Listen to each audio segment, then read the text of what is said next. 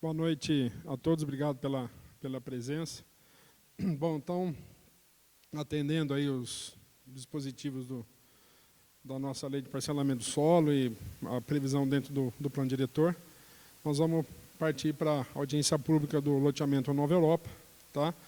Onde, após a audiência pública, o processo tramitará por todos os conselhos, CONDEMA, CMU,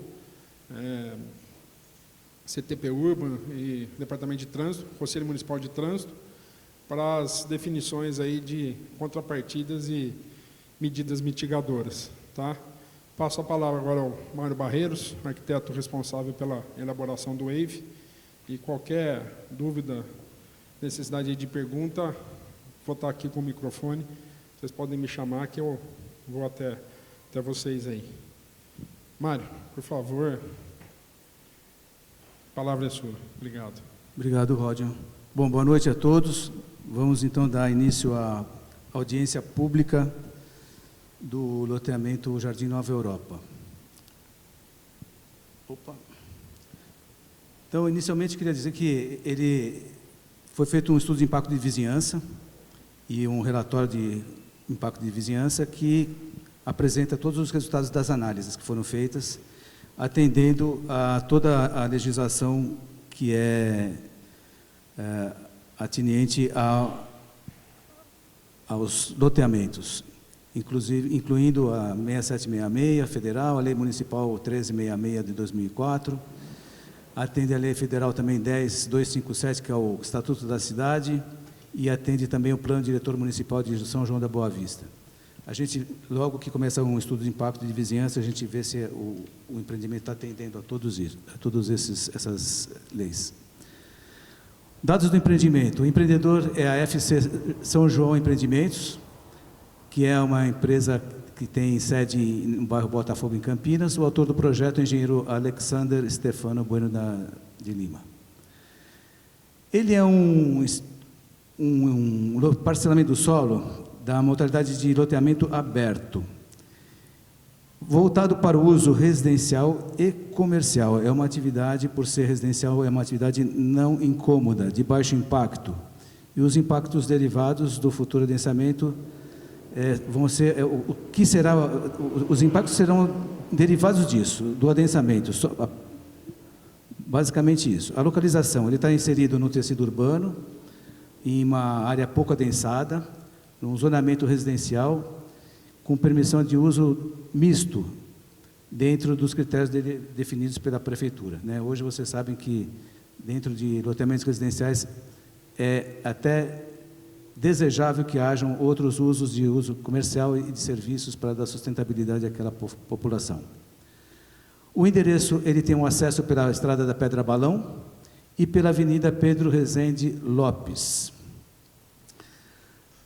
Ele está localizado na subbacia do Ribeirão da Prata, está numa ZR e está a uma distância de menos de 2.000 metros do centro da cidade, da Catedral. Ele vai ter 226 lotes.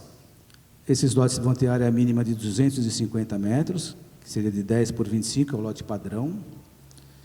E o número de pessoas previsto para esses lotes unifamiliares será de 710 habitantes, sendo considerada a média de 3,14 habitantes por habitação, que é o que existe hoje. Esse número vai cair, já de acordo com os estudos do Plano Diretor de São João, vai cair para 2,35 habitantes. Isso é uma dinâmica que está acontecendo no Brasil inteiro. Para fins de infraestrutura, embora a gente calcule o número de habitantes em cima de 3,14 habitantes por habitação, para fins de infraestrutura a gente adota a metodologia da Sabesp, que diz que tem que ter 4 habitantes por lote, incluindo o uso misto, o que daria 904 habitantes. Isso a gente vai ver um pouquinho mais para frente, a questão da demografia. O que é interessante nesse caso específico é que o loteamento é um loteamento que já foi aprovado, já foi objeto de análise e aprovação da Prefeitura, foi para o GRAPROAB, foi aprovado pelo GRAPROAB, ele tem o certificado número 462/2003. Então, é um caso diferente do normal, porque ele já é um empreendimento que teve todas as aprovações estaduais, inclusive CETESB e tudo mais. A localização, só para vocês terem uma ideia, aqui é o Ribeirão da Prata. Aqui, quando a gente vem do centro, pela avenida, como é que chama aquela avenida? Me perdi. A Pedro Rezende é essa daqui. Aqui é o SIC. A gente vem pelo SIC, entra, já vai para Pedro Rezende, e aqui já tem uma entradinha para o empreendimento, ou então pela Pedra Balão. Hoje, quando você vai ver pelo Google, você já vê essas ruas que já estão abertas por se tratar de um empreendimento que já foi aprovado. Ele é vizinho do Pôr do Sol, aqui do ladinho, que hoje não tem nenhum tipo de ligação. Então, é isso para vocês se situarem. Esse é o viário que dá acesso. É pela Rodrigues Alves. Pela Rodrigues Alves você entra na Caetano Matiello e vai cair depois na Pedro Rezende. Você pode também vir pela Ratcliffe, subir pela Davi de Carvalho e depois descer pela Fernando Peruzzi, pela Maurílio Alves e até chegar na Pedra Balão.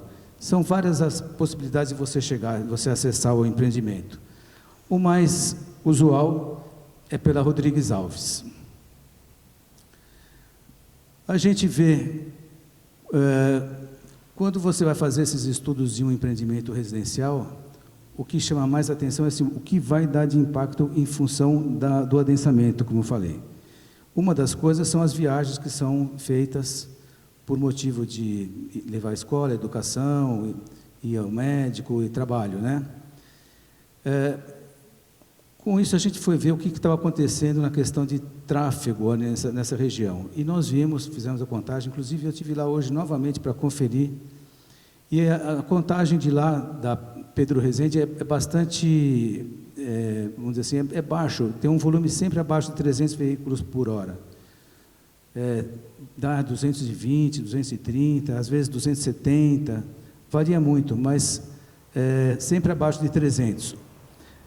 Tendo lá uma capacidade de mais de 900 carros. Então, está sobrando, vamos dizer assim, viário para você poder trafegar por lá. O nível de serviço é sempre A. Então, aqui a gente vê, isso aqui é uma situação típica, e nessa situação típica que nós vemos em todos os dias da semana, está sempre com o nível A. Em outras áreas do município, você vê já um pouquinho mais de lentidão, né? Principalmente aqui na questão quando você entra pela Ratcliffe, pegando a Davi de Carvalho, que tem um semáforo aqui, esse semáforo dá uma paradinha. Mas para o empreendimento em si, nós não vimos nenhum tipo de problema. As contagens do nível atual, como eu falei, pós-pandemia, porque antigamente, com a pandemia, a gente não podia nem fazer isso, mas agora, pós-pandemia, está entre 300 a 350 veículos. É interessante que, às vezes, o fluxo ele é mais intenso em um sentido, depois ele é pendular. Então, às vezes, ele tem mais carros no fluxo bairro-centro, durante um horário, e depois volta para o centro-bairro. Mas sempre nível de serviço A. O volume que vai ser produzido pelo empreendimento vai contribuir no máximo 140 veículos por hora em hora pico, o que é suficiente insuficiente para provocar qualquer tipo de problema, né? Vai ser um acréscimo de 15% no volume, isso em 2042. Vou abrir um parênteses aqui para dizer o seguinte: quando você faz um loteamento, o loteamento ele demora para ser complementado. É diferente de um prédio de um residencial ou de um conjunto habitacional. Quando você vende, quase que imediatamente você tem todas as unidades preenchidas. No loteamento isso demora de 18, 16, 18, até 20 anos. Então, isso vai acontecer muito lentamente. Apesar disso, a gente vê a necessidade de adequações na geometria do acesso pela Pedro Rezende. com uma sinalização horizontal e vertical e regulação da velocidade para 40 km por hora, e tendo também alerta para entrada e saída de veículos. Isso é uma das medidas que a gente está sugerindo. O local, com relação ao transporte público, ele é servido por linha regular, que atende a Vila Valentim e o Recanto dos Pássaros. Passa lá a cada meia hora, um ônibus em cada direção. Ele é pouco utilizado, como quase todo o sistema público de São João, a utilização é bastante baixa. O terreno.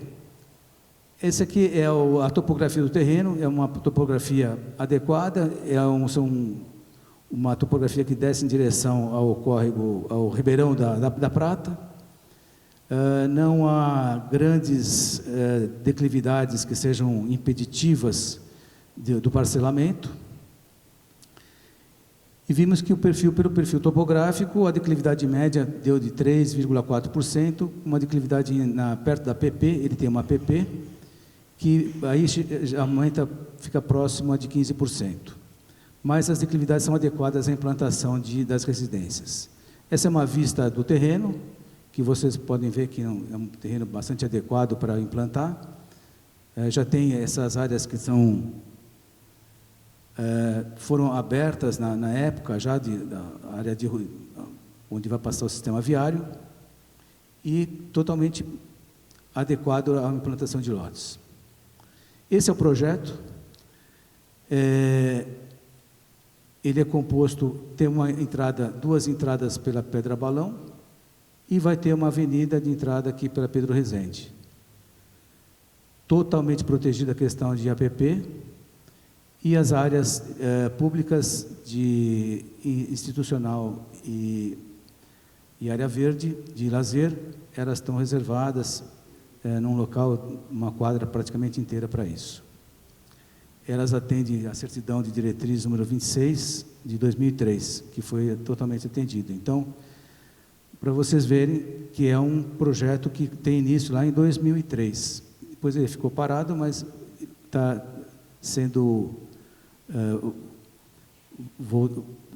será implantado agora. Mas está atendendo toda a legislação o que existe atualmente. Esse é o quadro de áreas, que está aprovado pelo GRAPROAB. Então, são 226 lotes, que correspondem a praticamente 57% da área da gleba. O sistema de área verdes e lazer está atendendo os 10%, o institucional atende os 5%, e o viário está atendendo 28%. Então, esse é o quadro de áreas. Importante a gente ver que são 226 lotes. Aqui é um detalhe apenas para a gente ver que toda essa área de proteção ao Ribeirão da Prata foi transformado num sistema de lazer, protegendo totalmente o Ribeirão, e feito um acesso com uma avenida de 18 metros de largura. Essas são as áreas institucionais e áreas verdes. As ruas coletoras, elas vão ter uma caixa de 18 metros, como eu falei, com passeios de 2,5 metros, pista dupla de 6 metros cada, e com canteiro central de 1 metro. Já as ruas locais vão ter a caixa de 14 metros, usual, com passeios de 2,5, largura da pista única de 9 metros. Esse é o detalhe do corte do viário da via normal, de 14 metros, que vai ser para uso totalmente local. No meu entender, até que está atendendo a legislação, mas no meu entender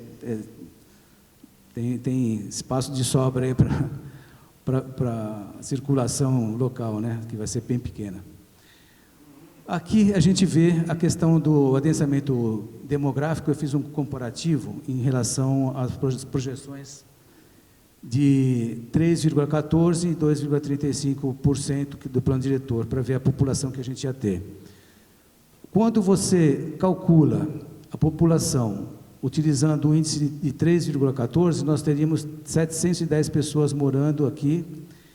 No final, se todos os lotes forem ocupados, isso vai acontecer daqui a 18, 20 anos. Mas o mais normal, vamos dizer assim, o esperado, o realista, a projeção realista, é que nós vamos ter isso, nós vamos ver no censo que está sendo feito agora, né? Isso vai confirmar. Mas nós teremos 2,35 habitantes por habitação, e com esse valor nós teremos uma população de 531 pessoas. Isso é importante para a gente ver o seguinte: qual é o número de crianças, qual vai ser a demanda para equipamentos públicos e comunitários. Aqui é uma tabela onde a gente vê os anos de implantação, o percentual de ocupação e o número de moradores que é esperado. Então, aqui nós fizemos dentro de uma perspectiva de 16 anos, e a gente vê que, por exemplo, nos primeiros 2 anos teriam pouquíssimas pessoas, 28 pessoas, passaria para 177, 200, quase 300 pessoas, até chegar no ano de 2040 com 710, que na verdade, segundo os nossos estudos, não seria 710, mas sim 530. Mas, atendendo ao que existe hoje de índice, a situação projetada para o incremento a demanda de crianças para o ensino fundamental 1, 2 e creche, seria em cima dos 710, o que daria então, e no ano 2040 teríamos 8 crianças com menos de 1 ano, 31 crianças de 1 a 4 anos, 42 crianças no Fundamental 1, 51 no Fundamental 2 e 53 no médio. Isso aí é para o pessoal que trabalha com ensino, para ver que grande parte dessa população vai demandar por escolas públicas, né? Então, aliás, ou ao contrário, vai demandar por escolas privadas. As escolas públicas vai ser um percentual pequeno desse daí. Então, isso dá uma clareza de que o incremento, vamos dizer assim, a demanda pelo ensino público vai ser bastante pequeno e não é nem um pouco assustador, haja vista que as escolas estão cada vez com menos alunos, né? O número de alunos tem decrescido. Aí depois a gente faz uma leitura e os dados das áreas de vizinhança, vemos que o loteamento ele vai complementar o tecido urbano, atendendo o plano diretor, é uma área que está em processo de ocupação aqui. Aqui são as áreas, a cor é pelo adensamento, então é uma tendência mesmo de você ocupar aqui, porque são áreas urbanas e deveriam ser ocupadas mesmo para evitar que tenham áreas urbanas subutilizadas. Sobre o aspecto ambiental, ele está em total conformidade com a legislação, a APP vai ser preservada, a CETESB aprovou um projeto, tem um TCRA, tem uma exigência da CETESB de plantio de mais de 500 mudas. Então, do aspecto ambiental, consideramos que está totalmente em acordo com a legislação, mesmo porque já foi avaliado pela própria CETESB e pela Secretaria do Meio Ambiente do Estado. O zoneamento totalmente compatível, essa é a planta do zoneamento da cidade, e há a possibilidade de implantação de pequenos estabelecimentos de comércio e serviço que se transformariam em impactos positivos para a economia local. O local lá tem poucos empreendimentos, poucos estabelecimentos de comércio e serviço. E é importante para que tenha um pouco mais de dinâmica urbana, né? Mas isso quem vai mandar depois vai ser o mercado mesmo. Ele se integra com toda a sua vizinhança por meio desse sistema viário, né? E essa localização dele permite acesso muito fácil a vários bairros ali, entre eles o Jardim Guanabara, a Vila Valentim, o Pratinha, o Jardim Recanto dos Pássaros, o Recanto da Serra, Jardim Santiago, Penha, o Rosário, Vila Trafani e outros. Tem também aqui o Pôr do Sol, que é um loteamento, um condomínio fechado, um loteamento fechado. Então, ele não está se integrando hoje aqui, por ser fechado. Essa é uma outra coisa interessante por causa dos impactos. Os impactos por o vizinho imediato, que é apenas esse e umas chácaras que tem aqui, vai ser muito diminuído em função de ser um loteamento fechado. O contexto municipal é que o local tem bons acessos, boa oferta de equipamentos de educação e saúde. Saúde tem um bem pertinho aqui, educação tem várias escolas em toda a região, escolas grandes, inclusive, escolas públicas. Há uma predominância grande de uso residencial unifamiliar e multifamiliar, porque tem uns prédios que estão existindo aqui, que são multifamiliares, para um mercado de renda média e popular. Há uma baixa integração com urbanizações vizinhas, que minimiza a propagação de impactos. Esse é o uso do solo da região, e a gente vê com muita clareza que ele está totalmente inserido dentro de uma área urbana, ele não vai criar nenhum tipo de impacto com relação a isso. Toda essa área verde, que é a área não ocupada, a área já de uso rural, ela está isolada já de outros usos urbanos que existem aqui na vizinhança imediata. Os estudos identificaram 6 sub-áreas de homogeneidade, né? São onde a gente vai ver onde estão os usos mais homogêneos. Então, identificamos essa área 1, que é uma de baixa concentração demográfica, mais para uso de chácaras. A sub-área 2, que é o loteamento fechado do pôr do sol, que está separado. A 3, que é o Santa Mônica e parte do Vila Trafani, que está aqui, que não tem relações de vizinhança, na verdade, com o empreendimento, porque nós temos uma barreira grande aqui, 2 barreiras grandes, a barreira da ferrovia e a barreira do Ribeirão. Isso aí também tem que ser levado em conta como um impeditivo, que faz com que os impactos não sejam tão presentes, exceto o impacto no sistema viário, que a gente viu que não teria tanto problema. Sob a área 4, que é a Vila Valentim, que também tem pouquíssima relação de vizinhança. A 5, que tem baixa densidade demográfica, usos não urbanos e também pouca relação de vizinhança. E a 6, que é parte do Pratinha, onde tem a maior densidade demográfica. Usos mistos estão praticamente aqui, principalmente ao longo da Via de Carvalho. E aqui o que vai ter em comum vão ser o viário de acesso. Para a gente ter uma ideia do terreno, esse aqui é o pôr do sol, esse aqui é o terreno que está sendo parcelado, a gente já vê aqui as ruas semi-abertas, aqui igualmente, aqui está o Ribeirão da Prata, e o terreno está aqui para baixo.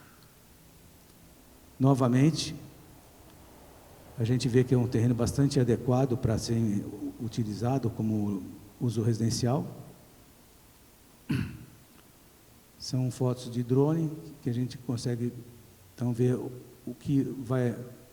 que toda essa área que vai ser ocupada está bastante adequada. Essa aqui é a Avenida Pedro Rezende Lopes, que vocês conhecem bem, e na sua maior parte ela está assim, com pouco tráfego, e o tráfego acontece em algumas áreas, alguns horários específicos, mas também nunca ultrapassa os 300 e 350 veículos por hora, por sentido.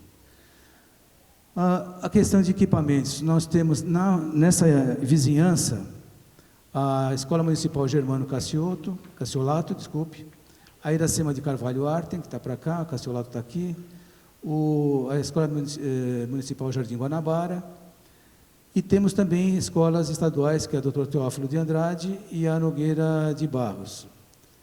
Essa demanda que vai ser feita pelo empreendimento vai ser muito pequena e vai ser dividida dentro de um intervalo de 18 anos. Então, nós temos aqui no local bastante oferta, vamos dizer assim, de serviços públicos para educação e saúde. Então, não vimos problemas com relação a isso. Com relação aos resultados, foram analisados dentro desses temas, que é infraestrutura, mobilidade urbana, transporte público, paisagem e conforto urbano, meio ambiente e efeitos poluidores, equipamentos, estrutura dinâmica e dinâmica ou econômica, né? Uso e ocupação do solo, função social da propriedade de obras. Dentre esses itens analisados, nós temos 92 itens analisados. Chegamos à seguinte conclusão, que pela atividade, o poder impactante é vinculado a demandas de infraestruturas sociais, que está atendido, não é? O porte ele é de pequeno a médio, que implica em impactos derivados apenas do adensamento demográfico e um pouquinho do tráfego que vai ser gerado. A localização é por uma via estrutural, está inserida em áreas urbanas consolidadas, sem uso urbano anterior. Não existem passivos ambientais. Vimos, então, que os maiores impactos sobre o meio físico e o meio ambiente vão ocorrer na fase de obras, que, de certa forma, já aconteceu. Vai ter uma obra agora para fazer toda a parte de infraestrutura, né, essa é importante. Os impactos vão ser, basicamente, nulos excessos na drenagem, que a drenagem é um ponto específico que tem que ser bem trabalhado nesse terreno. A mitigação vai ser por meio de áreas permeáveis e estruturas de quebra de energia cinética das águas pluviais e retenção para evitar algum tipo de dano lá ao Ribeirão da Prata. A implantação de hidrantes é um fator positivo para toda a vizinhança.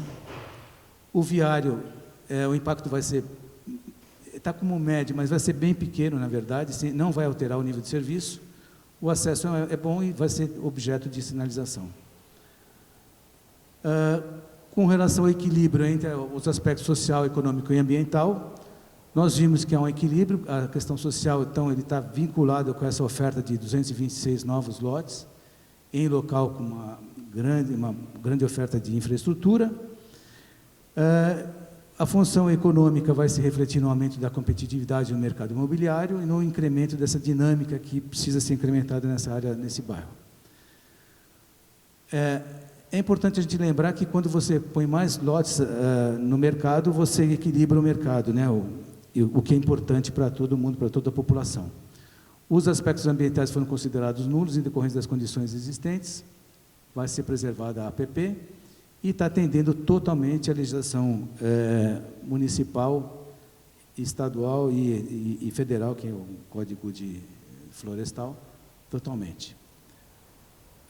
Relembrando que foi analisado pela CETESB, Secretaria do Meio Ambiente, e aprovado, e tem uma mitigação que nós vamos ver já já. Do ponto de vista urbanístico, então, ele está de acordo com toda a legislação municipal, está atendendo o plano diretor, está atendendo a Lei Complementar 3821 e outras normas incidentes. O porte é adequado, não há problemas. Aqui, mais ou menos o que eu já falei, a regulação da velocidade no trecho urbano em frente ao empreendimento é importante, alertando para a entrada e saída de veículos. Os impactos negativos, eles foram, os mais importantes serão decorrentes das obras da implantação, não do empreendimento, mas da infraestrutura, que já estão parcialmente executadas. Os impactos sobre o sistema viário vão ser de baixa intensidade, baixa magnitude também. Os institucionais também terão baixa intensidade e baixa magnitude. Os impactos sobre o transporte público tendem a ser positivos, de baixa intensidade, porque você vai ter mais demanda, e é o que o pessoal que faz transporte público fica rezando para ter mais demanda, né? Vai haver um pequeno impacto positivo sobre a valorização imobiliária das glebas de entorno. Fazendo esse empreendimento, as glebas de entorno que ainda não foram ocupadas, elas tendem a ter um incremento no seu valor. Os impactos das obras, que são os mais importantes, que a gente viu, eles são temporários, vão terminar. E os impactos sobre a drenagem são sazonais. Haverá mitigação com áreas permeáveis e estruturas. Esse aqui é o quadro de mitigações. Eu vou ter que dar uma lidinha aqui, porque ali tá difícil de a gente ter leitura, né? Então, com relação ao abastecimento de água, vai ter integração com o sistema existente. O esgotamento sanitário também vai ter integração com o sistema existente. Com relação à drenagem, existirão caixas de drenagem, grelhas nas bocas de lobo, limpeza anual do sistema, estrutura de retenção de sólidos, estruturas de dissipação de energia cinética, monitoramento do corpo d'água. Depois, para iluminação e segurança, vai ter um sistema de LED que é utilizado na cidade toda, né, para iluminação pública. Vai dar mais segurança para o pessoal com a iluminação. Os hidrantes também é um importante item de segurança para toda a vizinhança, que hoje não tem. Se pegar fogo numa casa, não tem. E com os hidrantes vai ser um importante ponto positivo. Com relação ao tráfego, a sinalização, regulação de velocidade, uma faixa de pedestres ali elevada. Os passeios têm que ser acessíveis.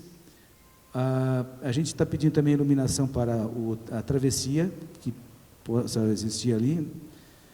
Com relação à paisagem, haverá um projeto de execução de paisagismo, arborização das vias, mobiliário urbano nas áreas de lazer. Com relação à qualidade ambiental, vai ter que ter o monitoramento da APP, a arborização urbana nas vias internas, plantio, aqui que é importante, de 1.408 árvores na APP. Esse é o resultado do TCRA, o Termo de Compromisso de Recuperação Ambiental. E mais o plantio de 553 árvores nas áreas verdes. Então, vocês veem que vai ter mais de 2.000 árvores a mais aí nesse local, como mitigação ambiental. Esse eu acho que é o ponto mais importante que tem. Com relação às obras, é aquela coisa de praxe, né? Os horários já diferenciados, caminhão-pipa para não fazer poeira, limpeza de pneus, a construção de cacimbas para não evitar que a água, que seja levada a água da obra para o ribeirão. E depois a elaboração do plano de gerenciamento de resíduos de construção civil e a compensação ambiental. Então, essa é a tabela de mitigações, é tranquilo. O mais importante de tudo é relacionado com a questão ambiental, que é esse plantio de quase 2.000 árvores. Então, vimos também que os impactos negativos têm um alcance espacial local, enquanto que os impactos positivos eles têm um alcance municipal.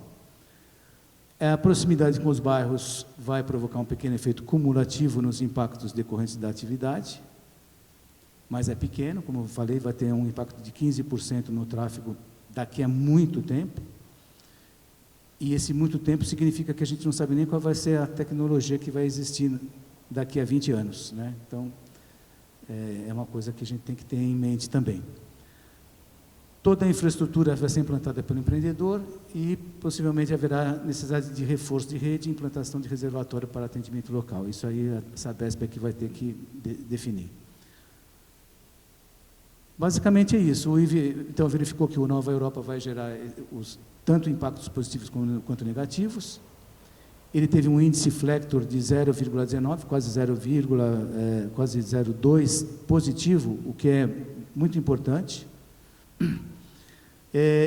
Os impactos positivos vão ter relação com o desenvolvimento socioeconômico municipal, e os negativos são todos que nós vimos de baixa intensidade e baixa magnitude, e estão vinculados então com essa nova demanda, que essa demanda, como eu falei, vai demorar 16, 18 anos para ser complementada. Era isso que eu tinha para apresentar para vocês, e a gente fica então à disposição aqui para tirar algumas dúvidas se surgirem. Tá? Muito obrigado. Obrigado, Mário. Alguém gostaria de fazer alguma pergunta, uma consideração?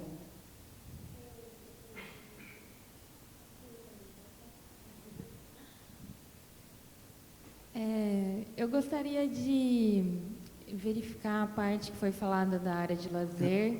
Você podia falar o seu nome, por favor? Isso, Ariane. Ariane? Ariane, isso. Ah, tá. Você é de algum... Do Condema. Do Condema. Ah, Condema, legal. E eu gostaria de verificar a parte que foi falada da área de lazer. Pode ter sido por distração minha, até porque tem aqui, né, o estudo que eu estou lendo, mas mencionou que a área de lazer ficaria junto com a APP, ou não, a área de lazer vai ser em uma outra parte fora da APP? Vai ter uma área de lazer na APP. A APP foi transformada em área de lazer, né? E vai ter um outro espaço também que é fora da APP. Entendi. Se eu não me engano. A questão da área de lazer ficar na APP Sim. é uma questão delicada em termos ambientais para a gente, por conta que são finalidades distintas, né? A APP ela tem uma restrição de uso, né, bem delimitada, não só pela legislação federal, como estadual e municipal. E a área de lazer, ela serve a outra finalidade. Na própria legislação municipal, ela menciona que a área de lazer é algo distinto à APP. Acredito que na nova lei, só a área verde que poderia estar computada na APP. Então, no caso, isso é uma questão delicada em termos ambientais. Isso aí a gente precisaria ser discutido, porque está como no projeto como sistema de lazer. Eu não sei qual que é a legislação que você está citando, que não poderia ser sistema de lazer, APP. A APP, na verdade, segundo o Código Ela tem um caráter mais de proteção ambiental. A APP, segundo o Código Florestal, o ideal seria que ela ficasse até mesmo isolada de qualquer intervenção humana. Sim. E as exceções no Código Florestal são atividade de baixo impacto ambiental, utilidade pública ou interesse social. A área de lazer não está em nenhuma delas. Na legislação municipal, também menciona que agora, antigamente, a APP era algo distinto tanto da área verde quanto da área de lazer. E agora menciona que a APP pode estar dentro da área verde, mas a área de lazer não. Na lei de parcelamento de solo urbano também, a área verde a área de lazer é algo diferente da área de proteção ambiental, dos espaços territorialmente protegidos. Então, seriam essas as legislações. Entendi. E aqui no que está escrito aqui, não fala que, na verdade, está transformando a área de lazer em APP. E aqui menciona que a área de APP passará a ser caracterizada como área verde APP, ao invés de sistema de lazer. Que esse projeto que eu recebi estava como sistema de lazer, então eu acompanhei, mas eu estou de acordo com você. Eu acho que, eu não sei se você quer poder esclarecer? Pega o mic. Ah, usa o tá. microfone. Usa o microfone, por favor. Não, é que esse projeto ele foi aprovado antes da lei de 2004, né? Então é por isso, e naquela época também o Grapob aceitava o sistema, a APP como o sistema de lazer. Hoje não aceitaria mais, certo? O que eu acho, não sei se é o que o Mário imagina, é que esse sistema de lazer que está escrito no projeto, ele deverá ser apenas APP. E não sistema de lazer. Por isso porque tem uma outra área também voltada para o sistema de lazer também, que eu acho que o José esclareceu com grande propriedade aí, porque é um projeto aprovado lá atrás, e foi aprovado, como eu falei, pela Secretaria do Meio Ambiente do Estado, pela CETESB e tudo mais. Então é por isso, porque estava em vigor uma outra regra naquela época que levou à aprovação. Eu entendo, Mário. O CONDEMA ele vai manifestar, quando passar esse projeto, essa questão, por conta que, embora tenha sido aprovado pela CETESB, o licenciamento é dentro do município e a competência municipal é comum, tanto junto com a União, o Estado, para proteger o meio ambiente. Então, isso vai ser feita essa ressalva. Embora o projeto tenha sido aprovado, ainda não começou as obras, teria que respeitar a legislação ambiental vigente. Não, perfeito.